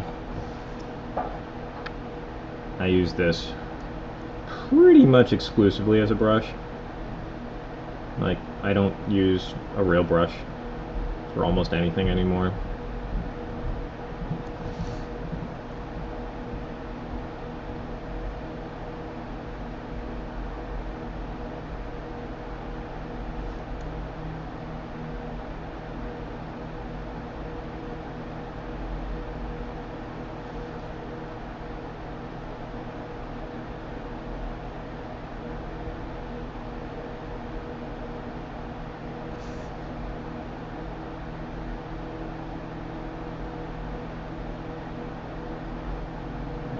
Also, I'm pretty sure this is confirmation bias, but I find that the brush pens in the Japanese packaging are better than the brush pens in the American packaging. Again, I'm sure that is confirmation bias, but I've had nothing but good luck with the Japanese packaging, always perfect condition, and I've gotten 3 brushes with split tips in the American packaging. And there's not much you can do when you get a brush with a split tip. pretty much just have to buy a new one. So I try to buy the Japanese packaged ones when I can. There's a bunch of Asian groceries around here. There's Nuwajimaya, where I can get these things in the original Japanese packaging, the import ones.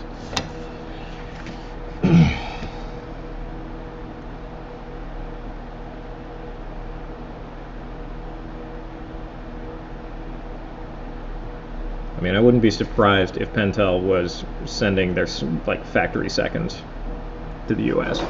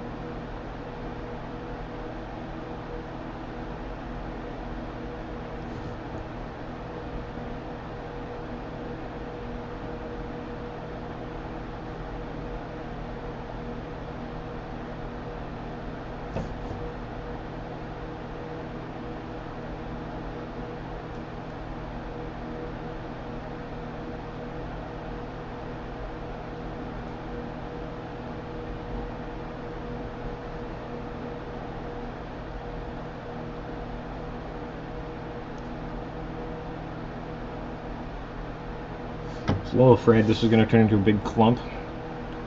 I'm pleased at how good that came out.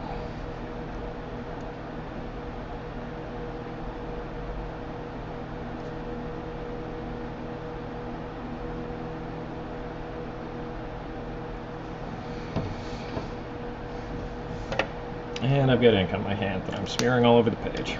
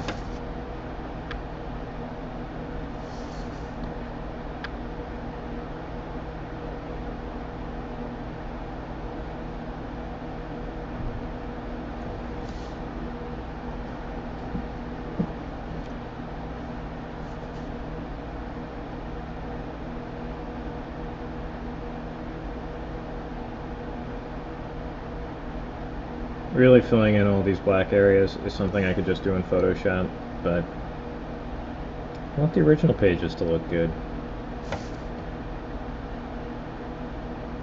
Sold a few of these a few years ago.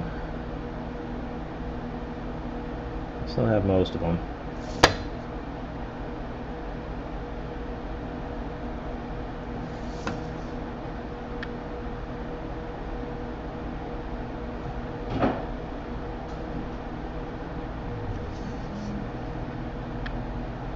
Until I started penciling digitally, I was drawing these at 18 by 24,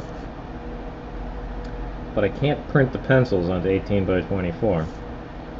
So I'm cutting each 18 by 24 page in half, printing half the page each on 11 by 17s.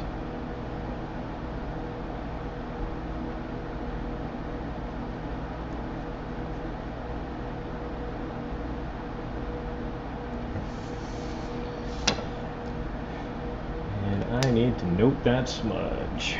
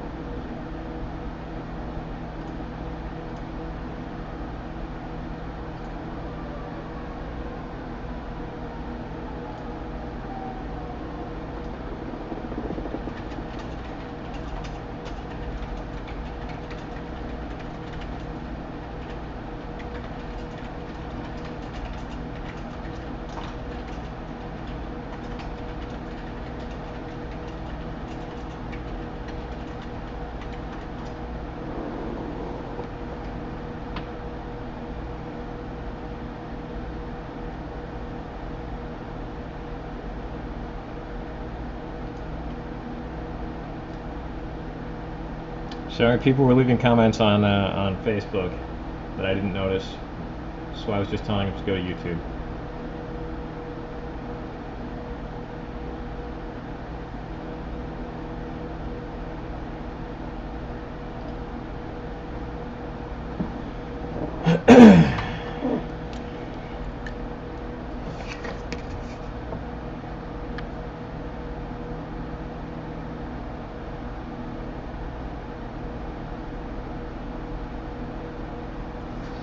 The one issue with inking or penciling digitally is that I can zoom in so much, I tend to overdo the detail on tiny objects. So at the inking stage, I have to sort of remove some of that, but I also need it to not conflict with the foreground.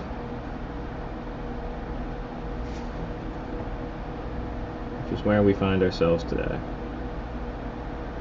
That's why I'm inking in the dark spots. Will give me a better sense of how the foreground and background relate to each other.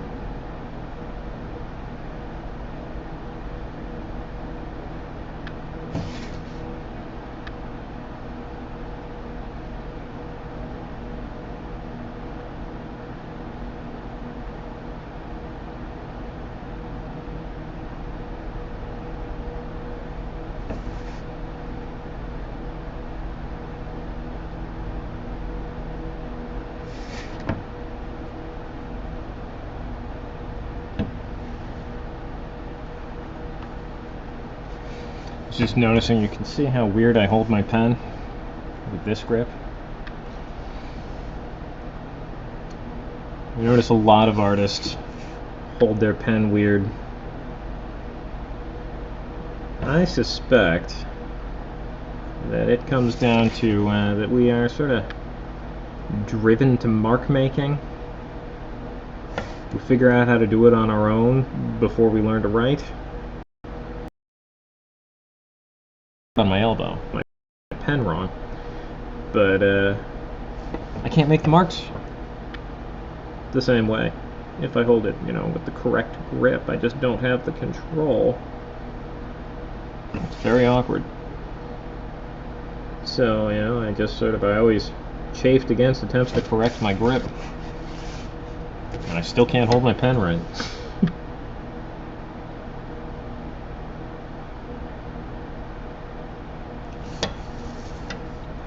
Oh, an error occurred. Please try again later. I think you guys are still seeing this, but mine just went weird. Let me reload.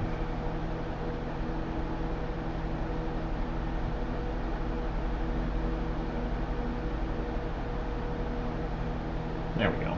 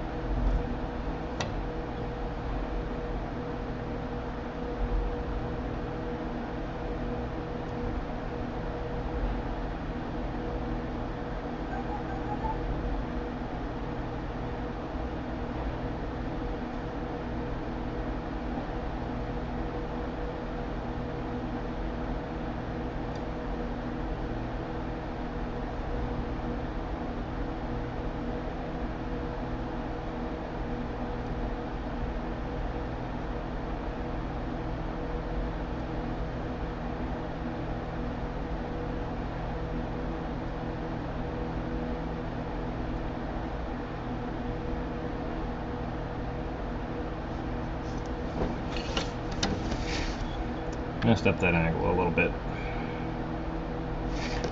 Small enough, nobody will notice.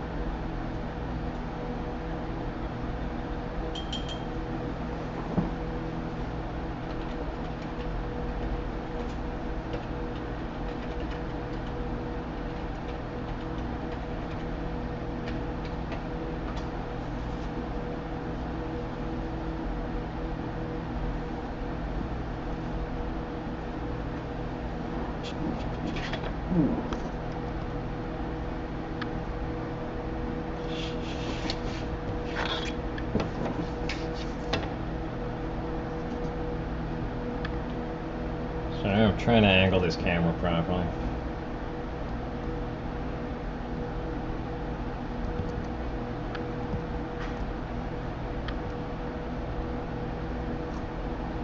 So you can actually see what I'm doing.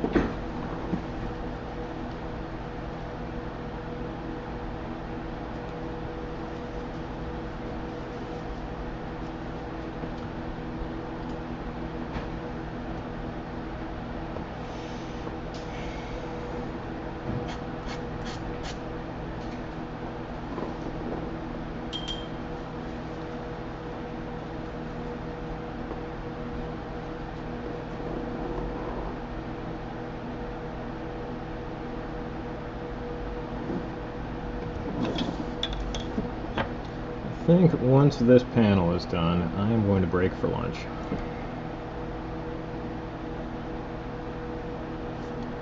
Ooh, that helped. This nib was starting to clog a little bit. Still clogging a little bit.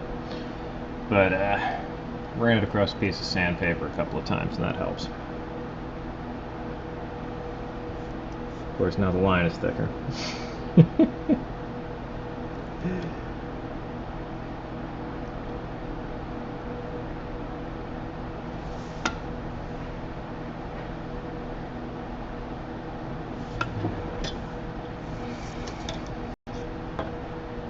I'm almost down to the range where the lines are small enough I can freehand them.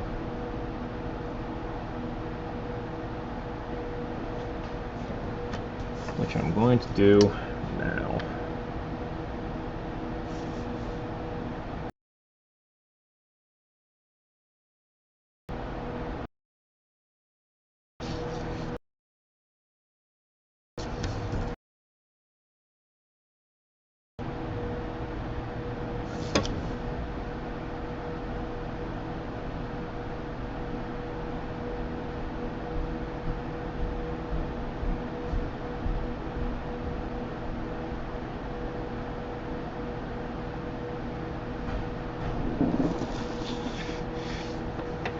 Hello.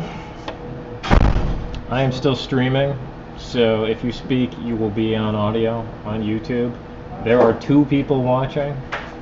Now, part of me's like, who's watching? I have no idea. 2 people. Oh, 3 now. Hey, look at this. I bring views. Yeah. Now, part of me's like debating, do I actually really want to tell you that story of my morning? Well, I can shut the audio off if you want. I haven't really been talking the last, I don't know, half hour or so. It's your decision. No, I'll shut the audio off. John has a private story to tell, so I'm going to, no, it's super private. Oh, okay. So I'm going to shut down the audio. Alright. If I can figure out how to do that.